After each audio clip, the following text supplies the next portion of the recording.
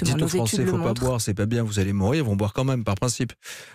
Pas forcément par principe, mais aussi parce qu'il y a des plaisirs qui sont associés à la consommation d'alcool qu'on ne peut pas nier.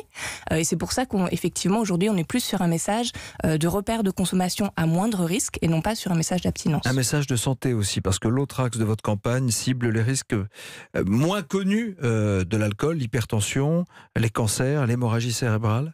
Au-delà des accidents de la route, traditionnellement, les spots, c'était accident de la route, boire ou conduire, il faut choisir. Là, vous allez vraiment dans le corps. Exactement.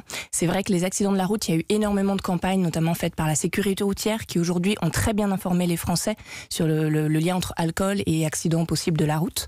Par contre, effectivement, les risques qu'on met en avant dans cette campagne, notamment cancer, hypertension, hémorragie cérébrale, ce sont des risques qui sont très peu connus. On le voit dans nos enquêtes. Viet Nguyen Tan, pendant longtemps, on a cru qu'un verre par jour, c'était bon pour la santé. Que les médecins même le préconisaient parce que c'était bon pour le cœur. En fait, c'est pas vrai.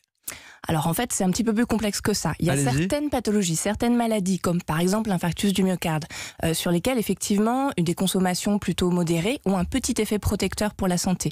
Mais ces pathologies finalement, elles sont tellement rares, non pas dans l'absolu, mais relativement à toutes les autres pathologies, tous les autres problèmes de santé sur lesquels l'alcool a un effet délétère, qu'au niveau global, si on prend toute cause de mortalité possible, aucun niveau de consommation d'alcool n'est protecteur pour la santé.